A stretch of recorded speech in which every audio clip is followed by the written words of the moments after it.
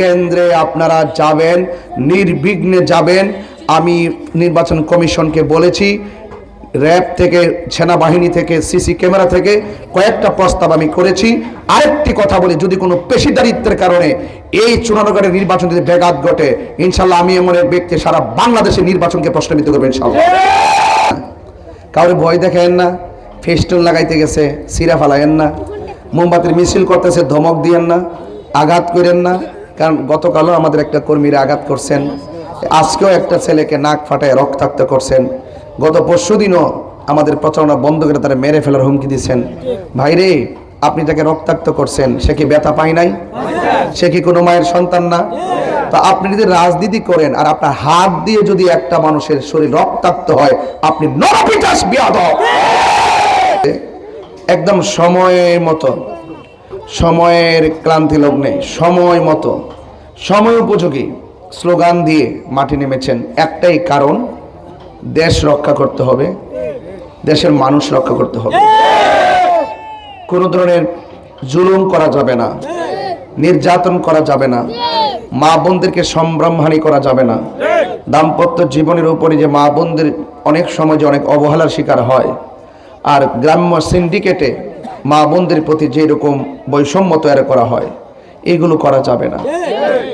এদেশে আমি যেমন মানুষ, সনাতন ধর্মীরাও মানুষ, যার যার ধর্ম পালন করবে, যার যার অধিকার সুন্দর করে গ্রহণ করবে।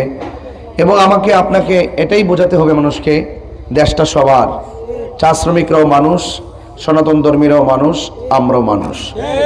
সেই জন্য কেউ কাহার উপরে জুলুম করা যাবে না। আমাদের দেশের অনেক মতাদর্শের ভিন্নতার লোক আছে না নাই? আমরা রাজনীতি আসলে কি, আমরা যদি আল্লাহ যদি আমাদেরকে দয়া করে আমরা যদি সংসদ সদস্য হতে পারি, আমরা কি কাউকে জোর জবরদস্তি করব? কাউকে মেরে ফেলে রাজনীতি করব? আমরা ইনসাফে রাজনীতি করব। সরকারের পক্ষ থেকে যদি কোনো বাজেট আসে, এটা কি শুধুমাত্র এক গোষ্ঠী ব্যবহার করব? এটা সবাই ব্যবহার করব। একটা স্কুলের অনুদান আসছে, কে কেবলমাত্র শুধুমাত্র কি এক গোষ্ঠী ব্যবহার করবে? এর প্রত্যেক ধর্মের প্রত্যেক গোষ্ঠীকে যার যার যে প্রাতিষ্ঠানিক রূপরেখা থেকে শুরু করে সেবা পর্যন্ত সবগুলোকে সুষম বন্টন নীতির আলোকেই করতে হবে। তো এই কথাগুলো আপনারা বিগত দিনে হয়তো আমরা সুন্নি জোটের পক্ষ থেকে কোনো সময় প্রার্থী আসে নাই, এবার যেহেতু আমরা আসছি এবং মাধবপুর চুনারগড়বাসী অল্প দিনের ব্যবধানে যেইভাবে আমাকে আপনারা গ্রহণ করে মায়া করেছেন, এই পর্যন্ত কাহারও মুখেই শুনি নাই যে আমাদের মাঠ পর্যায়ে খারাপ অবস্থা। দোকানে যায় চিন্তা করিন না, হিন্দুর কাছে যায় চিন্তা করিন না, যেখানে যায় চিন্তা করিন না, ইনশাল্লাহ আমরা আসি। এই যে একটি সম্ভাবনা জেগে ওঠা, এটা টাকার বিনিময় হয় না, এটা ভালোবাসার বিনিময় হয়। আর আমাদের নির্বাচন চলতেছে, কোটি টাকা বনাম ভালোবাসা। একটা ছেলেকে কে টাকা দিয়ে আনছে এখানে? হ্যাঁ, 500 করে দিছি এখানে, 500 করে দিছি, 200 করে দেয় না। কিন্তু আপনার নিঃস্বার্থে সুন্নিয়তকে ভালোবাসেন, দেশকে ভালোবাসেন। নিঃস্বার্থে যারা দেশ এবং ধর্মকে ভালোবাসে, তাদেরকে টাকা দিয়ে কিনা যায় না। এই জন্য আপনারা সজাগ থাকবেন, সতর্ক থাকবেন। ভোট একটি ইমানে আমানত, ঠিক না? এটা যেন জায়গা মতো হয়। গতকাল এক মুরব্বী জিজ্ঞাসা করছিলাম, বাজান বয়স কত? বাজান 70। তো জীবনে বহুত ভোট দিছুন, এবার কি চিন্তা করছুন? বাবা রে, কোন দিন জায়গা জানি না, তবে মোমবাতিতে দিয়া যায়, তাহলে মনটা শান্তি। এই কথাটা শুনে আমার কলজাটা বইরে গেছে বাজান। তো এই জন্য এই বিষয়গুলো অনেক সেন্সিটিভ, অনেক অনেক মায়ার কথা। আমার মা বোনরা শতকরা 90% মা বোনদের কাছে খবর নিয়ে দেখেন, হ্যাঁ ফান্ডাতে না আসলে মোমবাতিটা লাগায় আমার লাগে দোয়া করে। তো এই জন্য দোয়া করলাম, বড় শক্তি, কথা কোন ঠিক না?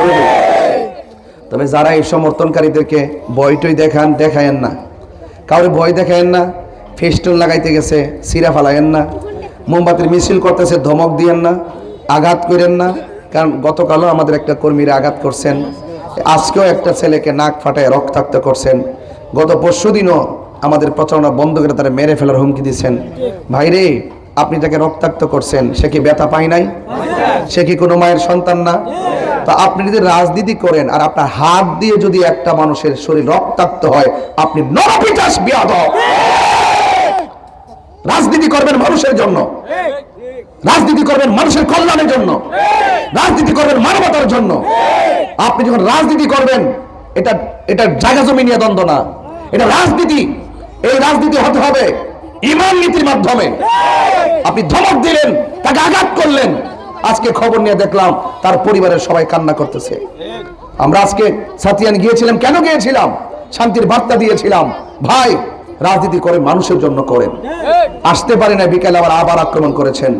তার মানে বোঝা গেল দালিলিক যুদ্ধে যারা হেরে যাওয়ার ভয় থাকে এবং ব্যালট যুদ্ধে যাদের ভয় মানে হেরে যাওয়ার ভয় থাকে, তারাই হাতের মধ্যে অস্ত্র তুলে নেয়।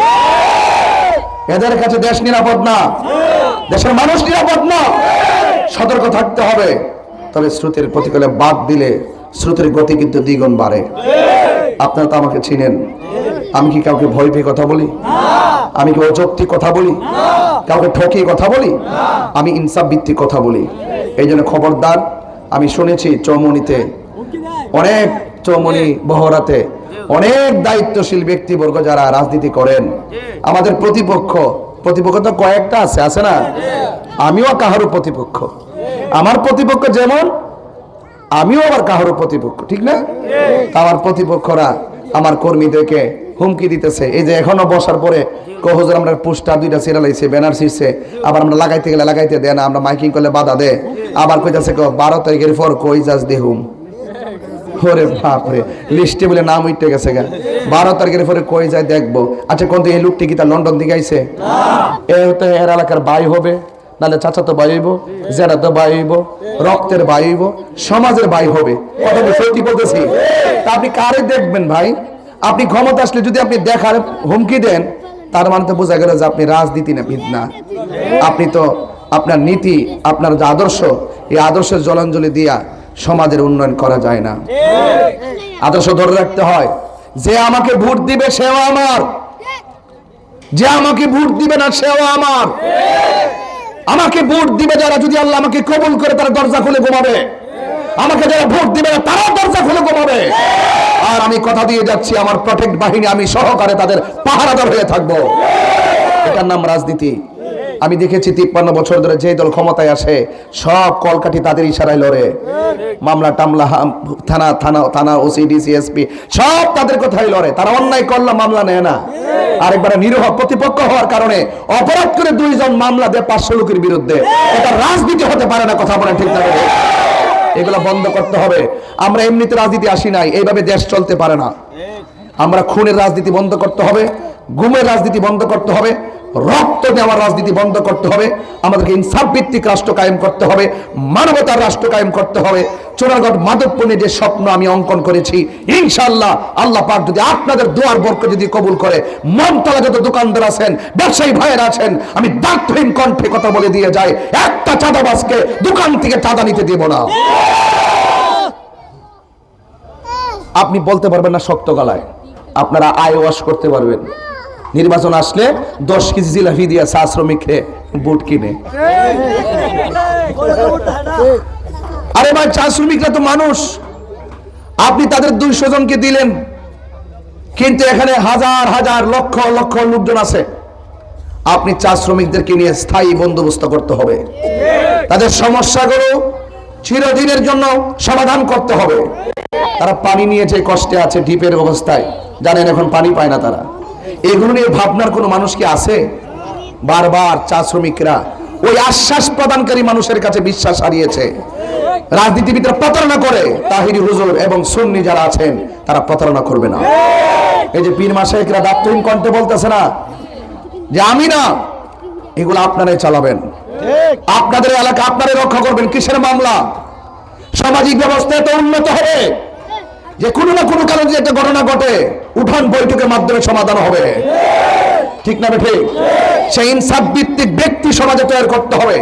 আজকে সমাজে হামলা মামলা, খুন গুম এবং বিভিন্ন ঘুষ বাণিজ্য বেড়ে যাওয়ার মূল কারণ কি?